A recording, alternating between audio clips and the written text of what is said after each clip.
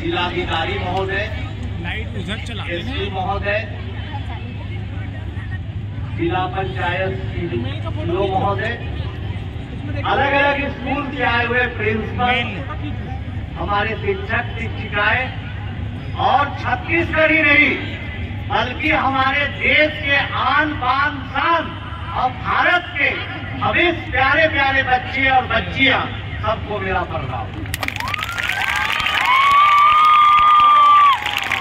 मैं अभी आ रहा था, गाड़ी से यहाँ पर उतरा, गोपी जी ने बहुत जोश और खरोश के साथ स्वागत करते हुए कहा कि आनंद जी आप बहुत अच्छा काम कर रहे हैं, अगर आप जैसा 2-4 लोग हर स्टेट में हो जाए और निर्धन बच्चों को पढ़ाने का काम करे तो जरूर कुछ न कुछ बदलाव आएगा।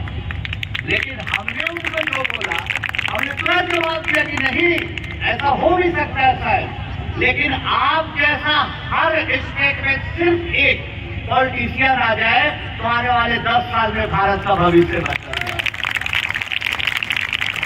और जितना यहाँ हमारे युवा साथी बच्चे बच्चियां बैठे हुए, मैं ये बात दिल से बोल रहा हूँ, मैं यहाँ कोई पैसा लेके नहीं आया हूँ।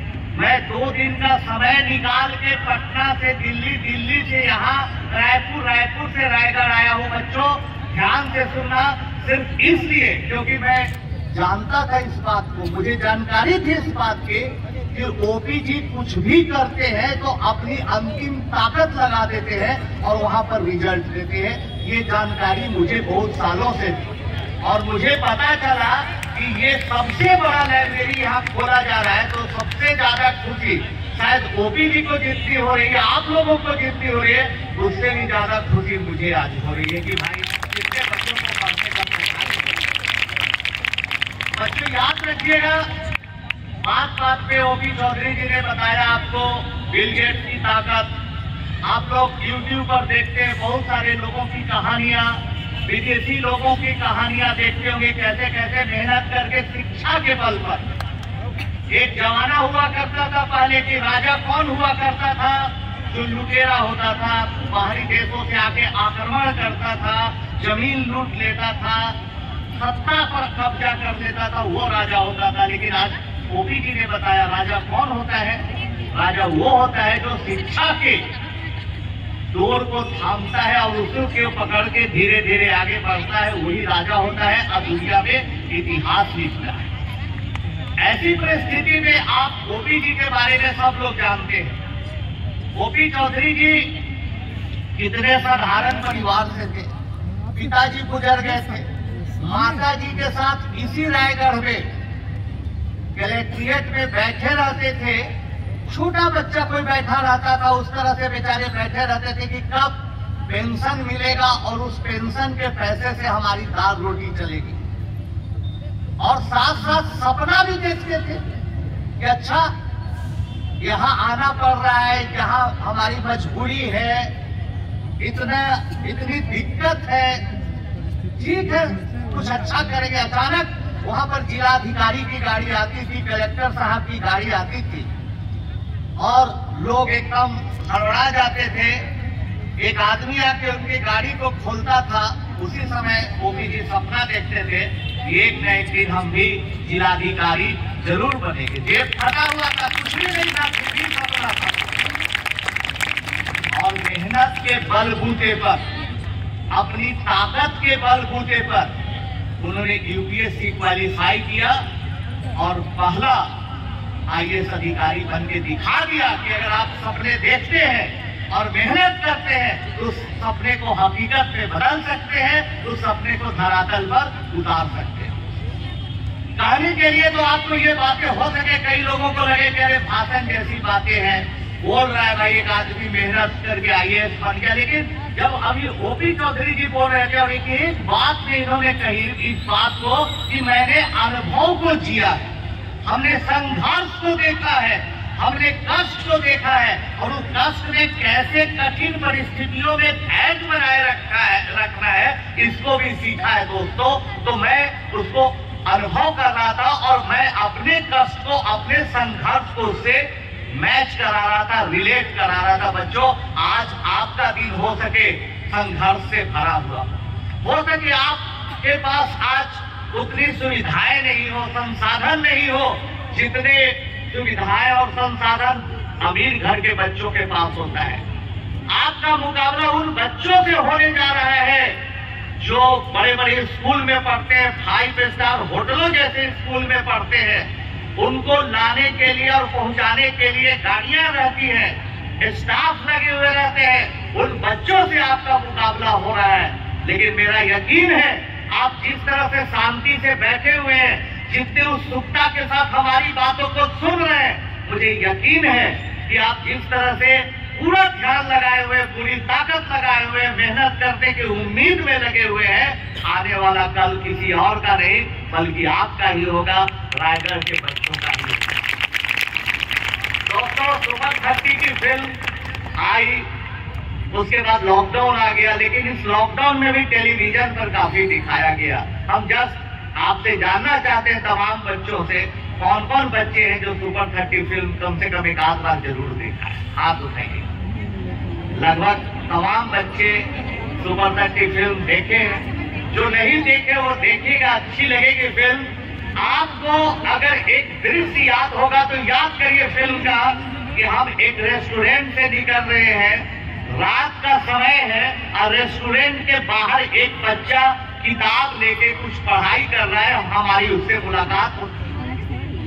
फिल्म में जो बच्चा दिखाया गया था वो तो नाटक कंपनी का बच्चा था, फिल्म का कलाकार था, लेकिन आज वो ओरिजिनल बच्चा कौन है वो हम दिखाने जा रहे हैं। दोस्तों, आप देख सकते हैं, स्लाइड लगाइएगा। हाँ, आप देख सकते हैं ओरिजिनल बच्चा अभी देख रहा है।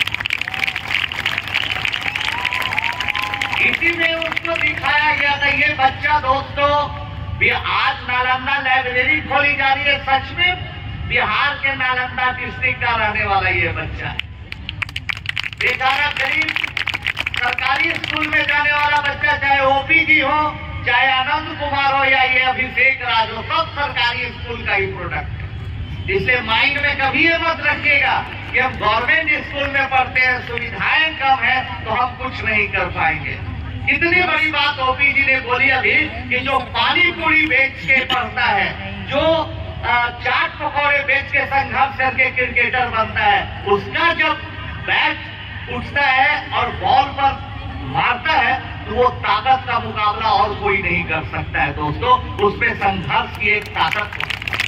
उसी तरह से ये अभिषेक सरकारी स्कूल में पढ़ता था, पिताजी बेरोजगार, माँ 7वीं कक्षा तक पास थी, बड़ी मुश्किल से मेहनत करके कुछ करके।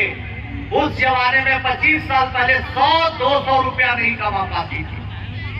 आज शाम को भोजन मिला तो कल पता नहीं मिले या न मिले, ये हालात थे। लेकिन अभिषेक पढ़ता था। उनकी माँ बोलती थी कि आधे पेट खाएंगे, भूखे रहेंगे, लेकिन बच्चा को पढ़ाएंगे क्योंकि पढ़ाई में ताकत है। और ये बात हर माता पिता को समझनी चाहिए। पढ़ता था अभिषेक, पढ़ते पढ़ते पढ़ते पढ़ते जब 10th में पहुंचा तो पहले क्या था सिस्टम के, एक फोटो खींच के उसको कागज पर साटा जाता था फॉर्म पर। आजकल तो बहुत जगह पर डिजिटल हो गया।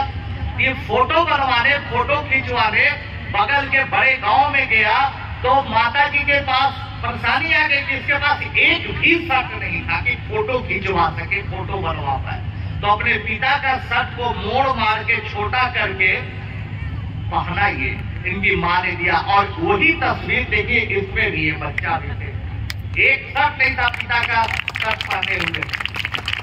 परीक्षा दिया 10th, परीक्षा में बहुत अच्छा मार्क्स लाया, घर में खुशियों का ठिकाना नहीं।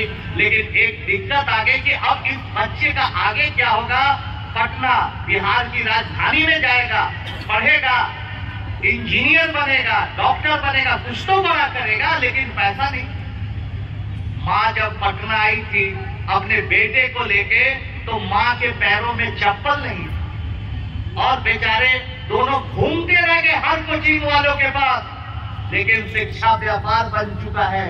कोई कोचिंग वाला इसको रखने के लिए तैयार नहीं, कहा कि नहीं भैया पैसा नहीं तो पढ़ाई नहीं।